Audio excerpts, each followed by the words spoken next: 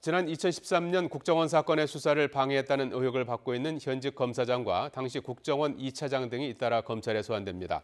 검찰은 소환에 앞서 현직 검사 3명을 포함해서 관련 팀원 7명의 사무실을 압수수색했습니다. 취재기자 연결합니다. 조용선 기자. 네, 서울중앙지방검찰청입니다. 검찰이 현직 검사장을 소환하고 압수수색까지 하는 것은 상당히 이례적인 일 아닙니까? 네, 그렇습니다. 검찰은 모레 오후 3시에 장호중 부산지검장을 검찰에 소환해 조사합니다. 지난 2013년 국정원 사건의 수사를 방해했다는 의혹 때문인데 피의자 신분입니다. 이에 앞서 조금 전 오후 5시에는 이재영 의정부지검 부장검사를 소환해 조사하고 있습니다. 검찰에 도착한 이 부장검사는 기자들의 질문에 조사를 성실히 받겠다는 말만 남기고 청사 안으로 들어갔습니다.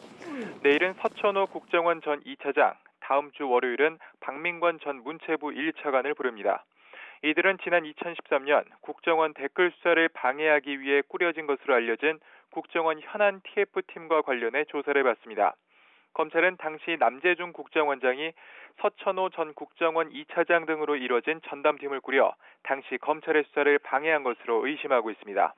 이에 따라 당시 팀장이었던 서 전 2차장뿐 아니라 당시 감찰실장이었던 장호중 부산지검장 등 관련자 7명의 사무실에 대해 오늘 압수수색이 진행됐습니다.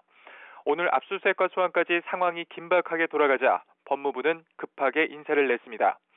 장호중 부산지검장을 법무연수원 연구위원으로, 이재영 의정부지검 부장검사를 대전고검 검사로 각각 전보했습니다. 이에 대해 법무부는 수사가 진행 중인 점을 고려해 비지휘보직으로 인사 조치했다고 설명했습니다. 오늘 대검 국감에서는 검찰이 검찰 내부의 칼날을 겨누는 것에 미온적이라는 비판이 나왔는데요. 이런 우려를 불식시키듯 오늘 오전부터 장 지검장의 사무실 등에 들어가 관련 자료를 확보하고 연일 이어지는 소환 계획도 밝혔습니다.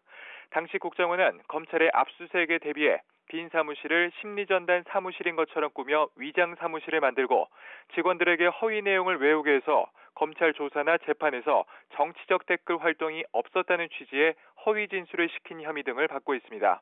이 의혹과 관련해서 수사 대응을 주도한 것으로 알려진 김진홍 전 국정원 심리전단장에 대한 구속 전 피의자 신문이 진행됐는데 이르면 오늘 밤 늦게나 내일 새벽 구속 여부가 결정될 전망입니다. 지금까지 서울중앙지검에서 YTN 조용성입니다.